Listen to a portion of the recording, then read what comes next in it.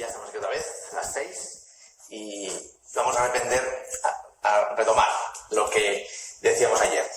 Antes de empezar, dos cosas. Me gusta que me envíes algún comentario y así me sitúo unas cosas. Primero de todo, ayer estuve mirando a ver si saltaba el vídeo, porque antes de ayer saltó bastante, para ver si había saltado, y me di cuenta que os había dicho una cosa mal. Como estoy hablando mucho de la Sacrosanctum Concilium, que es la encíclica propia de la liturgia en el Vaticano II, cuando os dije una de las citas, os dije por error Sacrosanctum Concilium, y no. ¿Os acordáis de una cita preciosa que decía, en los libros litúrgicos Dios sale al encuentro amorosamente de sus hijos para poder hablar con ellos? Esto dije Sacrosanctum Concilium 21, y no, es Dei Verbum 21, ¿vale? La encíclica es la palabra de Dios, ¿vale?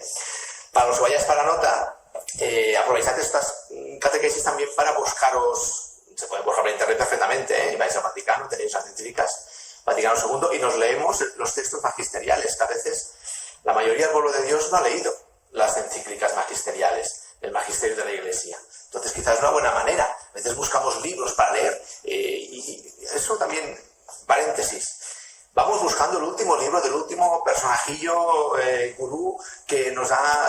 Oye, y olvidamos el magisterio. ¿Cuántas veces estamos buscando libros que... Este es muy bueno, este no sé qué, léete este porque... Y resulta que no hemos leído nunca encíclicas, cartas de los papas, no hemos... ¿sí? Yo os animo a que leáis, además el Vaticano II, las encíclicas se leen perfectamente, además son preciosas porque tienen una riqueza inmensa. Pues aprovechad estos días, Sacrosanctum Concilium, se busca, se encuentra fácil, Dei Verbum, ahora que estamos haciendo toda la parte de la palabra de Dios, pues leer qué ha dicho la Iglesia, no que ha dicho el personajillo de turno de moda de este momento, no, que ha dicho la Santa Madre Iglesia, iluminada por el Espíritu Santo, ¿vale? Y luego complementad con los personajillos, pero no me pongáis al mismo nivel o no me leáis nunca nada de la Iglesia y solo estéis buscando el último libro de moda, ¿vale? Consejillo que tenéis que hacerme, ¿vale?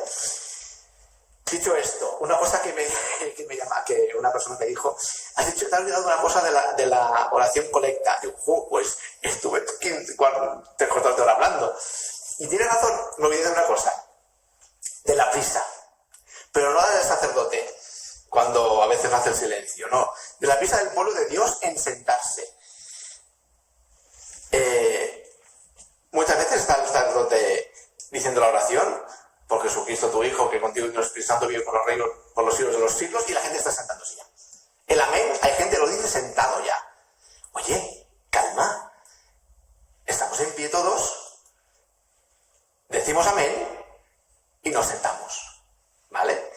Pero eso pasa muchísimo, ¿eh? No sé si pasa a vosotros, pero en mi parroquia al menos, y en las misas de cada día, precisamente las abuelitas estupendas, ellas van a su rollo, el musén que haga lo que quiera, que ellas cuando deciden sentarse se sientan y punto, ¿vale? Otra cosa, por ejemplo, se acaba de leer el Evangelio, palabra del Señor, gloria a ti, Señor Jesús. ¡Pum! Cuando están diciendo gloria a ti, Señor Jesús, se están sentando ya. Oye, está el sacerdote ahí de pie, de lambón, que es Cristo, leche, que no es el musén, que es Cristo. Os digo, no haríamos esto delante de gente, delante de un gran personaje, si estuviéramos en una reunión o así, no lo haríamos. Y lo hacemos delante de Dios. Espera que el sacerdote se vaya a su sitio y se siente, y nos sentamos todos, ¿vale? Oye, y luego las abuelitas me dicen, ay, musén, cuando seas mayor verás que nos cansamos de estar de pie. Mira, solo tenemos que ponernos en pie si podemos. Si no podemos, no se puede. Una abuelita que está cansada, que no puede, que tiene 90 años y que bastante de comer a misa porque esté sentadita todo el rato y no pasa nada. Pero si te pones en pie, aguanta 2 segundos. 2 segundos. Yo creo que no es cuestión de no poder. Cuestión de que las coletillas de estas cosas, o sea, al final, porque supuesto nuestro Señor que es una coletilla, que dice el musén. No. Tiene toda la entidad de que está todavía levantándose en oración al Padre y nos está recibiendo la gracia, ¿vale? Y el amén mío de toda la asamblea tiene entidad, ¿vale? No son coletillas, no son momentos sin más. Por tanto, también intentemos eso, dignificar nosotros la celebración. Y cuando digo nosotros me refiero a vosotros. No solo a nosotros, sino a vosotros también. ¿Vale? Pues ya he dicho todo lo que tenía que decir. Hermanas, a lo nuestro. Seguimos como la de ayer. Ayer acabé con toda la introducción así muy feliz y espiritual a la liturgia de la palabra, intentándoos dar el sentido de la palabra y la importancia que tiene. Y me quedo un poco con la historia, que es lo que voy a hacer hoy. Recoger un poco la historia, cómo nace todo un poco la liturgia de la palabra. Evidentemente voy a concentrar siglos. ¿Sí? O sea, no voy a hacer una clase magisterial, porque no es eso lo que pretendo.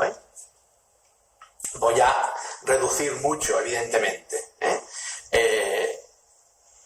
Evidentemente partimos de una tradición que es eminentemente oral. Eminentemente oral. Ya lo era el pueblo de Israel. El pueblo de Israel, el Pentateuco se va conformando, pero la transmisión primero ha sido siempre oral. ¿Vale? Cuando llega la época del Señor, evidentemente toda la escritura del Antiguo Testamento está ya escrita, ¿sí? La Torá hebrea. Y empieza el mismo proceso con los nuevos textos, que serían las cartas de Pablo. Eso es más fácil porque usualmente eran escritos que ya venían, que corrían en panfletillos, si queréis, pero no estaban recogidas todas las cartas en la Biblia todavía, no había una Biblia, pero corrían. Y los evangelios se van formando en los primeros siglos. Y mucho cuando Justino habla, cuando Justino habla de las memorias de los apóstoles, pues se refiere a eso. Muchas veces era en el inicio memoria, recuerdo de lo que los varones apostólicos, es decir, la primera generación que conoció al Señor o conoció a los apóstoles, aún explicaban. Y luego de eso se va condensando, se va escribiendo, se va formalizando, a la vez que se formalizan los evangelios. ¿De acuerdo? Os digo, en el siglo II tenemos atestiguada ya cómo es la Eucaristía. Y como os dije ayer, no porque nos llegue un tratado, sino porque tenemos textos que nos hablan de. Y por ejemplo, Justino en sus apologías, en el siglo II, no hace un tratado de la Eucaristía, pero nos hace referencia a cosas de la Eucaristía. Y nos dice justamente ese texto. Después de la oración, se escucha la palabra de Dios, fragmentos de la palabra de Dios y la memoria de los apóstoles. Pues entendemos que, claro, en el siglo II se están componiendo las cosas y por eso esa memoria muchas veces todavía es oral, entendemos, ¿vale? Se va fraguando, eso sí, el cuerpo de las lecturas. ¿Cómo eran las lecturas entonces? ¿Cómo podemos prever qué eran? Pues la estructura era judía. No había un calendario. Se leían fragmentos continuos hasta donde daba el tiempo, sin más, ¿vale? Seguramente había anotaciones en una lectura, pues seguida, ¿no? Pues el libro, yo qué sé, me estoy inventando, bueno, pues vamos a leer el libro de Génesis, pues venga, empecemos y pararemos aquí y de aquí nos hacemos una marquita y mañana seguimos desde esta marquita hasta donde nos hemos ya cansado de leer, ¿sí? Y vamos estructurando así las lecturas, ¿vale? En el principio las lecturas solamente eran eso, lecturas de libros concretos con una cierta continuidad, ¿vale? Y añaden eso, lecturas, cartas del apóstol que se leen de enteras o se leen por trozos y son muy largas, es decir, se van componiendo, ¿vale? En el siglo IV tenemos la estructuración del año litúrgico ya, es decir, se van poniendo, siglo IV, se van 4 siglos que se van componiendo. Mira, esto también un día lo hablaremos, el ciclo del año litúrgico, las fiestas. Se va componiendo ya el año litúrgico, se va estructurando, más o menos, de una forma muy primaria todavía, ¿no? Pero se va estructurando, se estructura la Pascua, pues lógicamente, si la Pascua es importante, vamos a ponerle un tiempo de preparación, van haciendo la Cuaresma, ¿sí? El tiempo de preparación viene la expansión de la Pascua hasta la Pentecosta, nace después la fiesta de Navidad, evidentemente por el mismo criterio se estructura un tiempo de preparación antes de Navidad, saldrá el Adviento, es decir, se va reestructurando y se va estructurando el año litúrgico a partir del siglo IV. Con lo cual, las lecturas empiezan a ser ya no continuas, sino más temáticas, buscadas para el momento del año en que estamos, ¿vale? Pues todos sabemos que ahora mismo, por ejemplo, todas las lecturas que nos resuenan a la Cuaresma, ¿no? Al tiempo de preparación pascual, a la preparación a la Pascua, los evangelios más inmediatos a la pasión en el tiempo pascual, los relatos de Isaías, proféticos en el nacimiento del Señor, en el Adviento, los textos del nacimiento de Cristo, ¿no? En el Evangelio más de Lucas, en el Evangelio de Navidad, es decir, bum, bum, bum, se va poniendo todo, ¿no? Se va estructurando. Por lo tanto, la lectura pasa de ser una lectura toda seguida a una lectura más temática, más adecuada al momento que vamos leyendo. Eso a partir del siglo IV más o menos, ¿eh? No será hasta el siglo VIII, 4 siglos después, 4 siglos, estamos al siglo VIII, que empezamos a tener leccionarios como tal. Es decir, libros donde están ya puestas las lecturas ya determinadas, ¿vale? Siglo VIII. ¿Qué pasa después del siglo VIII hasta el Vaticano II? Que empieza, estoy resumiendo, lo veis al bruto, a siglos voy a siglos. En las grandes etapas, al final. ¿Qué pasa del siglo VIII al Vaticano? Pues que empieza una cierta decadencia. Una decadencia en la lectura de la palabra de Dios. Os dije, hay gente que ahora parece que la misa del rito preconciliar pues, era la salvación del mundo. Ahora nos parece que hay gente que hace arqueología más que otra cosa, como si la misa de ahora no valiera. No, mira, todo tenía su cosa buena y su cosa mala. La liturgia anterior tenía sus cosas buenas, sí, muchísimas.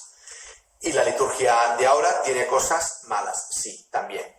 Igual que la de antes también tenía cosas malas y esta tiene cosas muy buenas, ¿vale? Y os dije un día, la perfección en el cielo, hijos míos. Ahora tenemos la liturgia que tenemos, y hemos de intentar darle el tono que sea la mejor liturgia que podamos hacer, ¿vale? Pero, por ejemplo, la liturgia anterior era decadente en la lectura de la palabra de Dios. Se fijaba solo en el sacramento. Olvidó toda la riqueza bíblica, ¿vale?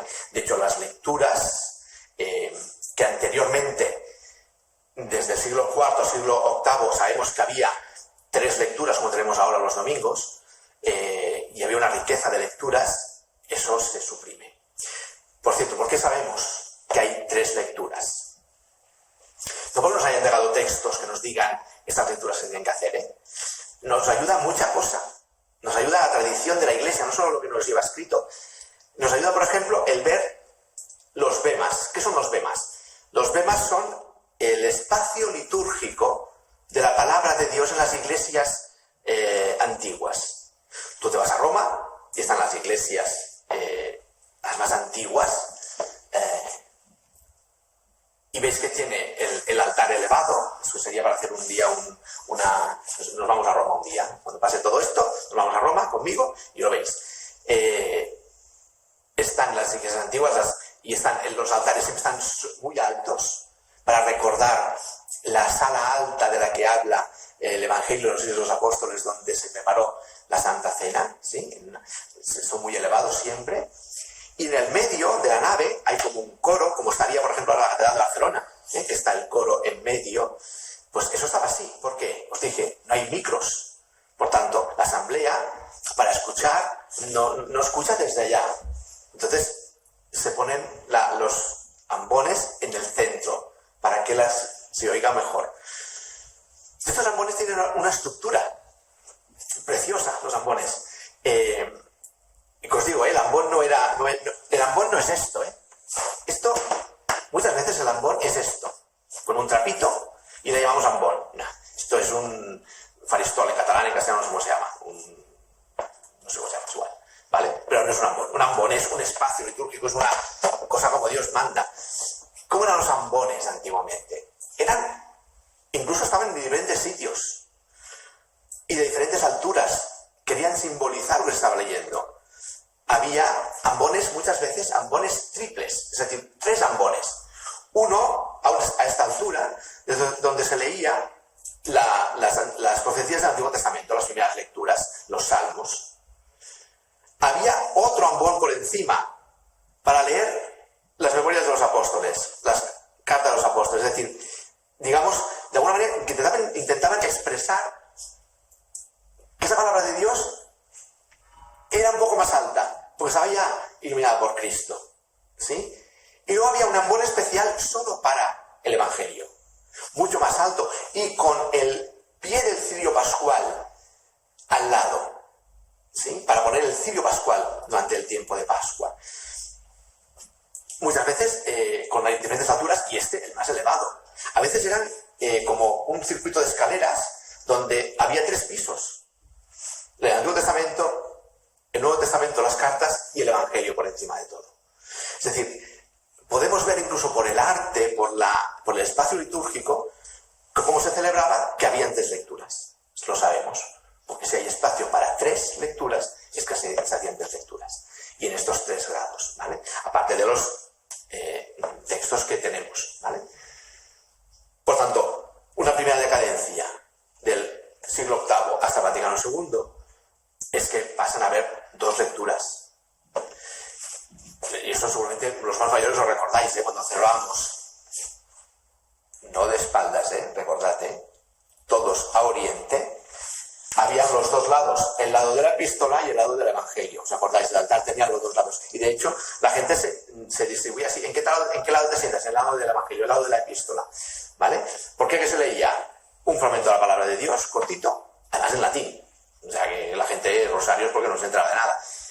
Y luego el Evangelio. Pero además el Evangelio, por ejemplo, solo había en toda la liturgia 50 pasajes del Evangelio que se leían. Había multitud de pasajes que no se leían nunca. El otro día os dije, cuando os hablé del perdón y cómo explica el Señor las parábolas, la parábola preciosa del hijo pródigo no existía esa lectura, no se leía. No es que no existiera, claro que existe, pero no se leía. Es decir, se había perdido mucho esa riqueza de la palabra de Dios, ¿vale? Esa es una parte que el Concilio Vaticano II recuperó. Y de hecho os voy a leer un texto para que veáis, porque yo creo que también es interesante. Mirad, la Sacrosanctum Concilium, la que os digo, el número 51, que es una encíclica que es a la vez normativa, porque da normas de cómo tienen que hacerse las cosas, luego ella no las resuelve, las resolverán después de la encíclica, ¿no? O sea, dará las pautas para que luego se vaya trabajando. Y también es teórica, ¿no? Expresa cosas de la fe de la Iglesia, ¿sí? En este caso, pide que se haga una cosa, que se enriquezca la palabra de Dios. Fijaos, ¿en qué términos habla, Sacrosanctum Concilio 51. Para que la mesa de la palabra de Dios, ya empezamos, la mesa, solo con esto, ya está diciendo mucho la encíclica. ¿Qué está diciendo? Que no solo estamos en la mesa eucarística, queridos míos, que hay otra mesa que hemos olvidado, que es igual, donde Cristo alimenta de la misma manera, ¿vale? O sea, el texto ya dice lo que quiere decir, y lo que es la fe de la Iglesia. Para que la mesa de la palabra de Dios se prepare, que es precioso, o sea, hay que cocinar, con mayor abundancia para los fieles, ábranse con mayor amplitud los tesoros bíblicos. Fijaos con qué forma lo expresa. Los textos del Vaticano II son riquísimos, los magisteriales, porque expresan, o sea, intentan dar el tono. Podría decir, pues que se lean más lecturas. No, intenta darle incluso literatura, para que nos llegue lo que está profundamente creyendo la Iglesia, el tesoro de la palabra de Dios, que se había perdido, que estaba escondido, que no brillaba, que vuelva a ponerse y que se dé a los fieles, no que se quede para unos cuantos estudiosos. La palabra de Dios siempre ha tenido valor en la Iglesia, pero se había perdido en el pueblo, no alimentaba al pueblo de Dios, alimentaba a algunos, pero no a todos, ¿no? De modo que en un espacio determinado de años, ¿sí? No dice nada en concreto, lo pone para que se desarrolle. Sean leídas al pueblo, esa es la intención, que se lean al pueblo las partes más importantes de la Sagrada Escritura. Anteriormente, en el Sacrosanctum Concilio 35, había dicho, para que aparezca más claramente en la liturgia la íntima unión del rito y de la palabra, es decir, esa única cosa, que en las celebraciones sagradas debe de establecerse una lectura de la Sagrada Escritura más abundante, más variada y más apropiada. 3 adjetivos, abundante, variada y apropiada, ¿vale? Porque al final, ¿qué pasaba en ese momento de decadencia? Pues que se leían fragmentos, pero sin darle evidentemente en la variedad que podía tener. Y luego, pues todo eso que pidió la Santa Madre Iglesia, que dijo, eso es lo que hay que hacer, pues después del concilio se empezó a trabajar para que fuera así. Y se conformaron los leccionarios. Y es lo que voy a hablar ahora. ¿Vale? Voy a hablar de las lecturas. ¿Cómo se conforman las lecturas? ¿No? A partir de esta intuición de la Iglesia, de decir, hemos de recuperar, hemos de ampliar, hemos de sistematizar las cosas, hemos de hacerlas, pues vamos a ver si podemos, cómo lo podemos hacer, ¿no? ¿Cómo se desarrolla al final? ¿Cómo nace? Pues al final, fijaos, se estructura una lectura de la palabra de Dios en domingos y días feriales. Domingos y ferias. Entendiendo que si uno va a misa todos los días, tanto feriales como dominicales, prácticamente escucha lo más importante de la Biblia. No toda entera, pero sí prácticamente, salvo los fragmentos con menos densidad, no sé cómo decirlo, ¿vale? Y para esa estructura, claro, en un año no se puede hacer todo. Ya fijaos que decía el número 51. En varios años, o sea, ya entiende que toda la gran riqueza de lecturas no se puede dar en un año, no podemos leerlo todo, no podemos hacer lecturas que duren media hora en cada misa, hay que fragmentar, por tanto tendremos que dilatar en el tiempo esa totalidad de las lecturas. Por tanto, ¿en un año leemos todo? No, lo leemos en los ciclos que se han preparado. ¿Cómo se han preparado los ciclos? Pues en las ferias hay 2 ciclos, el 1 y el 2, ¿vale? Es decir, años pares, años impares, va cambiando. En el año 1 se leen unas lecturas de primera lectura con su salmo. El año 2, otras lecturas y su salmo. Mientras que el Evangelio siempre es el mismo. El Evangelio siempre es el mismo. No varía en los días de cada día. ¿Me entiendes? ¿Sí? En los días de cada día. Luego están los tiempos fuertes. Los tiempos fuertes, por ejemplo, Cuaresma, Adviento, las lecturas son un solo ciclo. Esto es en tiempo de durante el año.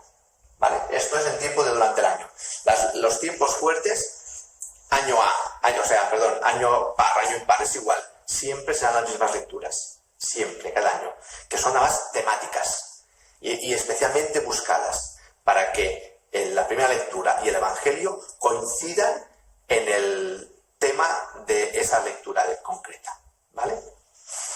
Por ejemplo, voy a poner un ejemplo, que lo hicimos esta semana pasada. Primera lectura, está en el Antiguo Testamento aquella historia del pueblo de Israel en que Susana es acusada por esos 2 jueces, ¿vale?, que quieren tener relaciones con ella y como se niega, la acusan injustamente de adulterio, ¿vale? Y es salvada porque despierta al profeta Daniel, el espíritu profético, y salva a Susana. Evangelio de ese día. La adúltera condenada, que el Señor les dice, tirad primera piedra a los que estéis sin pecado, y también la salva. Fijaos, qué relación. 2 mujeres, una injustamente condenada, otra justamente condenada, pero las 2 son salvadas por misericordia, y a esta se dice, te salvo, pero no peques más. ¿Sí? Vete y adelante no peques más. Es decir, la relación de las 2 lecturas en el tema del perdón y de la misericordia de Dios, por ejemplo. ¿Vale? Pues eso, en tiempo de Adviento, Navidad, Cuaresma y Pascua, las lecturas siempre son iguales, todos los años, ¿vale? Mientras que durante el año sí que hay un ciclo bianual, donde la primera lectura va variando, y es una lectura un poco semicontinua, ¿vale? Mientras que el Evangelio también va variando, pero es el mismo para el primer año y el segundo, y también una lectura un poco continua. ¿Sí? No sé si me estoy explicando muy bien, ¿eh? Si no lo acabo de explicar bien, me llamáis y me decís, no se entendió nada, hijo mío. Pues lo repetiremos, ¿vale? Pero más o menos, ¿sí? En cambio, en los domingos se estructuran las lecturas en 3 años. El año A, el año B y el año C.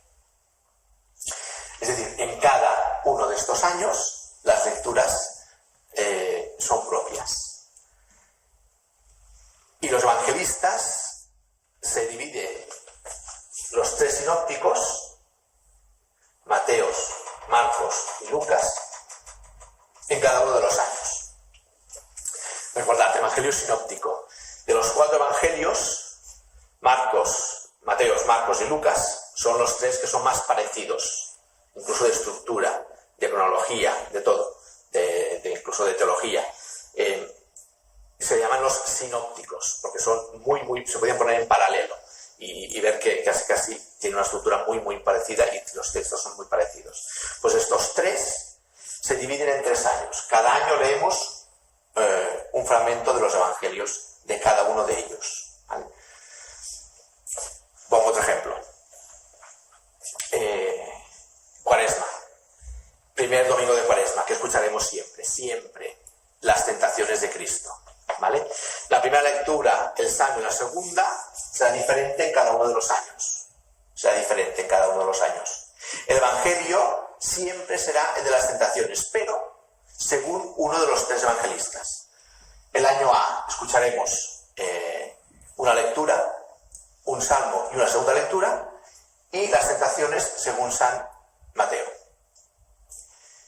El año B escucharemos otra lectura primera, otro salmo y otra lectura segunda, pero el Evangelio será de las tentaciones, pero según Marcos. El año C, la primera lectura será otra, el salmo será otro, la lectura segunda será otra, el Evangelio será otra vez las tentaciones, pero según Lucas, ¿vale? O sea, el ciclo de los 3 años, donde las primera, segunda y el salmo varían, y los evangelios van variando, parecidos o no, pero según los 3 evangelistas. Esto durante los tiempos fuertes, Los tiempos durante el año se va haciendo la lectura más o menos continua de cada uno de estos evangelios, ¿vale? ¿Sí? ¿Y qué pasa con Juan? El pobrecito mío, está ahí, para algo de este hombre. Juan se reserva para algunos momentos. Es el más teológico, es el más importante, y se reserva. Se reserva para grandes fiestas, por ejemplo, o para grandes ocasiones, por ejemplo. Pongo ejemplos. Domingo de Ramos. Domingo de Ramos escucharemos la Pasión, ¿vale? Cada uno de estos años la escucharemos según un evangelista. Este año, que es el A, escucharemos Mateo. El año que viene, que será B, escucharemos a Marcos. El año que viene, que será C, escucharemos a Lucas, ¿vale? ¿Qué pasa Viernes Santo? Escucharemos la Pasión también, la de Juan, que es la solemne, ¿vale? ¿Qué pasa este año, por ejemplo? Este año, en Cuaresma, los 2 primeros domingos han sido, evidentemente, las tentaciones y la transfiguración, que son siempre iguales, pero según los evangelistas. Ya hemos escuchado a Mateo. En cambio, los 3 domingos que han seguido, estos días, esos domingos, fijaos que no han sido Mateo, han sido Juan. Han sido los 3 grandes relatos bautismales. ¿Por qué? Porque es la Cuaresma más primitiva de la Iglesia, la que se conocía, que se decían estos textos por los santos padres, que tenían homilías que hacían referencia a estos textos. Con lo cual, se quita Mateo y se pone Juan, porque es más importante, porque estos son los textos bautismales, ¿vale? Por poner un ejemplo, que a veces se reserva a Juan para alguna fiesta concreta, para alguna celebración concreta, ¿vale? La noche de la vigilia de Navidad, escucharemos Juan. La vigilia de Pascua, siempre escuchará Juan. El relato de la resurrección de Juan es el más elevado, es el gran relato de la resurrección. Los días siguientes, los días de Pascua, escucharemos el relato de según qué evangelista, según el año en que estemos, ¿vale? El Evangelio de Juan es el más importante, no el más importante, pero es el más rico, el más teológico, el más posterior que está escrito, el que tiene una referencia a Cristo como Dios más profunda, más palpable, entonces se reserva para estos momentos. Fijaos que no por eso muchos ambones, si habéis fijado, tienen un águila. El ambón, de donde se lee la lectura, tiene un águila con las alas extendidas, sobre el cual se lee. Porque es el Evangelio de la Resurrección, el de Juan. El Evangelio de los Evangelios es el de la Resurrección. Y se lee sobre el águila, que es el símbolo de Juan, ¿vale? Si os vais fijando ahora, igual eso no os habéis fijado nunca, pero si vais por iglesias donde haya, os vais fijando ahora, ambones antiguos y tal, sobre todo de la época barroca, veréis que muchas veces tienen un águila. Pues es por eso, ¿vale? Por el Evangelio de Juan, que es el más, no el más importante, pero sí el más solemne, por decir algo, ¿no? El de las grandes fiestas y especialmente el Evangelio de los Evangelios, es el relato de la resurrección en la vigilia pascual. ¿Vale? ¿Sí? Esta es la estructura de las lecturas. De las lecturas. Ya podría decir mucho más, pero creo que os voy a acabar mucho. Con que me recordéis más o menos que las lecturas están distribuidas en el domingo con 3 ciclos, en los feriales con 2, aunque el evangelio siempre será el mismo. Que vamos leyendo cada evangelio en uno de esos 3 años. Pues mira, con eso ya vas tirando, ¿vale? ¿Sí? Nació también la idea de las moniciones, ya que estamos hablando de lecturas. Y de hecho el concilio también habla sobre eso. Y posteriormente la introducción al misal general romano también habla de que se puede hacer una monición. ¿Qué es una monición? Una explicación sobre las lecturas. ¿Qué dice la instrucción general al ordenamiento del misal romano? Dice que sean claras y breves. Claras y breves. Y solo si son necesarias. Yo tengo que decir que les tengo muchas manías a las moniciones. Les tengo mucha manía. Yo creo que ya nuestra liturgia, yo creo que ya tiene demasiada palabrería. No palabra, palabrería. Es decir, hemos perdido el silencio, hemos perdido el recogimiento, hemos perdido a un momento de interiorización, de canto, de acción, y todo lo tenemos que llenar, todo lo tenemos que explicar, todo lo tenemos que... No sé, yo creo que muchas veces las propuestas de moniciones recargan más que ayudan, ¿vale? A veces son absolutamente estúpidas. Yo he leído moniciones, he escuchado, moniciones que digo, monición. Ahora escucharemos el profeta Jonás que nos dice que Dios nos quiere. Pues escúchalo y ya está, ¿no? ¿Qué me estás contando? ¿Lo vas a leer ahora? Lectura del profeta Jonás. Vale, ya está, ya sé que es Jonás, no tienes que decírmelo. Dios te llevará al desierto porque te ama y te... Pues ya está, ya lo acabo de decir, no tienes que decírmelo antes. ¿Me explico? O sea, hay municiones, a veces sí que nos ayudan, No estoy diciendo que no. A veces una munición puede ayudar, pero si nos explica un poco el sentido de lo que vamos a escuchar, si es muy difícil la lectura. Luego también está la gran munición que se puede incluir en la homilía, de hacer un repaso de las lecturas, de lo que hemos escuchado. No sé, yo creo que a veces tampoco hay que hacer munición a todas las lecturas, a todo, porque hay gente que pone municiones a todo, porque como seguimos a veces lo que está escrito en las publicaciones que nos envían, pues mira, hacemos todo eso, oye, ¿no? Discierne un poco si hace falta o no hace falta, ¿vale? Bueno, las municiones, como los avisos, como las introducciones, todo esto, breve y claro. Breve y claro. Y solo si es necesario. ¿Vale? Hay museos que hacen municiones a lo loco. Pero no solo las lecturas, que solo puede hacer un laico, no. En nombre del Padre, que Jesús Santo, y esté con vosotros, y para introducir la misa, está 5 minutos. Hay municiones, hay gente que... yo he escuchado museos que hacen antes del Padre Nuestro, hacen una monición que dura 5 minutos, que es otra homilía. No hace falta. Padre Nuestro no es importante en la Eucaristía, ya lo veremos. No hace falta que le des ahí una introducción de 5 minutos, hijo de mi vida, mi corazón. ¿Vale? No recargues más. Oye, vamos a orar, oremos, y punto. Le damos al Padre la súplica de Cristo. Ya está. ¿Vale? No recarguemos, ¿vale? Evidentemente esto lo digo, pero vosotros no tenéis ninguna culpa por los hijos míos, vosotros lo aguantáis, depende del cura si viene arriba o si tiene más ganas o si es más de hablar, ¿no? Pero bueno, en general deberíamos aligerar, pero no poner deprisa, ojo, aligerar en el sentido de ir a lo esencial. Yo ya, con los curas ya me meto yo, no os metáis vosotros, ya me meto yo. Yo he ido a veces a misa con compañeros que he pensado, digo, ¿qué estás haciendo? O sea, han hecho una homilía de media hora, han hecho moniciones, han hecho no sé qué, no sé cuántos, y luego la plenaria eucarística yo no la puedo seguir. O de esos que se comen las... Y yo estoy con vosotros, cuando espíritu, el arreglo por razones, y no tienes... Déjale el pueblo que responda, pobrecito. O sea, luego te prisa ahora, haz las cosas bien. recorta homilía y haz la plegaria eucarística bien hecha, bien hablada, despacio, que es un momento de rezar. Haz silencios, eso me refiero, No me refiero en aligerar para ir deprisa, sino para dar tiempo a lo que es importante, ¿vale? Y quitarlo a lo que no lo es. Ya está, simplemente, ¿vale? Escuché una vez, os pongo ejemplos tontos para que os riáis, pero es que todo me ha pasado. Escuché una vez, a veces es verdad que las lecturas, por ejemplo, las lecturas primeras, a veces son muy cortitas. A veces hay lecturas primeras que son un fragmentito muy corto, por ejemplo, en Isaías, o en la Navidad hay una que es muy cortita. Yo escuché una vez una monición que era más larga que la lectura que vino después. ¿Qué me estás contando? No puede ser, no puede ser, ¿vale? O sea, hay cosas que no tienen sentido, ¿vale? Pues eso es lo que hay que intentar entre todos ver.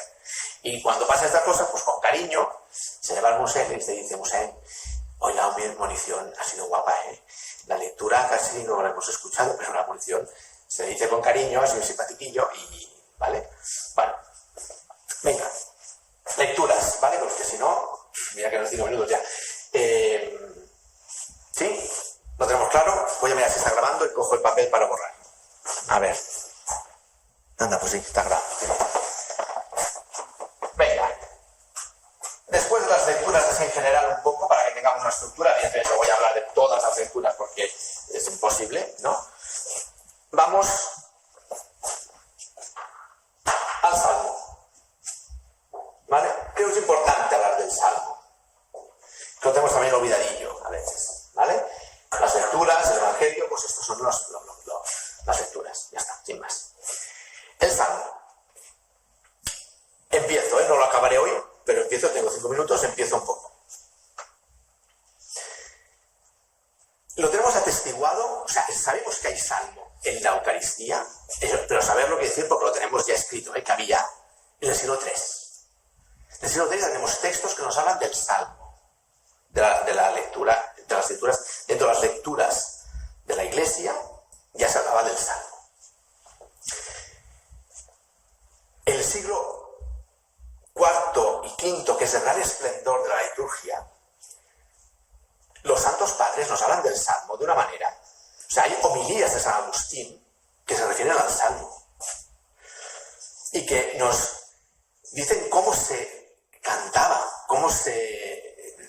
Mira, os lo voy a leer porque hay cosas que son preciosas de leer. No sé si lo tengo aquí puesto. El otro día lo leí y digo, es que, ¿cómo ha cambiado esto? Mirad, a ver.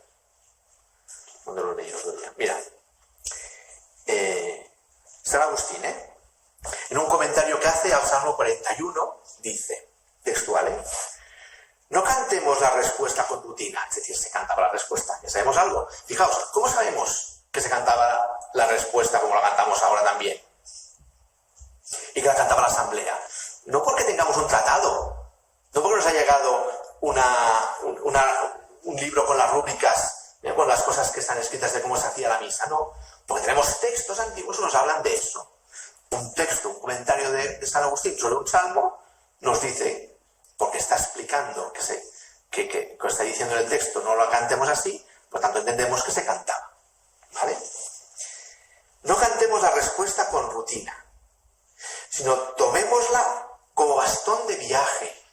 Es bonito esto, O sea, el bastón que te sustenta. O sea, ese canto te va sosteniendo en esa oración, esa lectura. Es precioso. Las respuestas que tú has cantado, es decir, la canta la asamblea. Sabemos que la respuesta es de la asamblea, no es de un coro solo, no es de... ¿No? ¿Lo sabemos por qué? No porque nos diga un texto, la asamblea canta la respuesta, no, porque San Agustín nos dice, tú has cantado esta canción. Y dice, no una sola vez, ni dos, ni tres, sino muchas. El salmo que es responsorial, como lo tenemos ahora. Nos está explicando que el salmo que hacemos ahora los domingos es como se hacía en el siglo IV.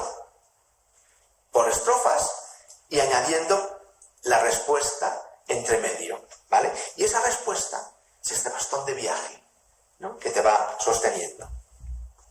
Dice, recuérdalas con interés, estas respuestas, estas canciones, y entonces serán para ti de gran consuelo. Yo os exhorto a no salir de aquí con las manos vacías. Esto es un comentario de San Agustín, sino a recoger las respuestas como perlas, para que las guardéis siempre, las meditéis y las cantéis a vuestros amigos. Es genial. O sea, la palabra de Dios, fijaos, la palabra de Dios, ¿cómo se recuerdan las cosas? Es más fácil una canción que un texto. Mira, voy a hacer un excursus con esto y así no entro tanto en el Salmo. Y el Salmo ya empiezo mañana. Como tengo 2 hijos, mira, los primeros santos padres de la Iglesia, que tuvieron que luchar, los grandes obispos, que tuvieron que luchar contra las herejías, ¿sabéis qué fueron también? Fueron grandes himnólogos. ¿Qué quiere decir? Que compusieron himnos, compusieron letras de himnos, canciones, con la verdadera fe de la Iglesia. Con la verdadera fe de la Iglesia. ¿Por qué? Porque una canción se te queda. Un texto se te pasa. Tú tienes que recordar un texto de memoria y no. ¿Cómo aprendemos la tabla de multiplicar? Con cancioncitas. Una por una, ¿sí? El canto te ayuda a recordar. La canción es mucho más difícil de quitar que, iba a decir, que una verdad de fe. Si tú al buen pueblo de Dios le hacías un canto, el que sea, yo qué sé, tú has venido a la orilla, por decir algo, esa canción la sabemos todos. Una buena señora en su casa, barriendo, puede estar cantando, tú has venido a la orilla, porque eso es el canto, es lo que dice San Agustín.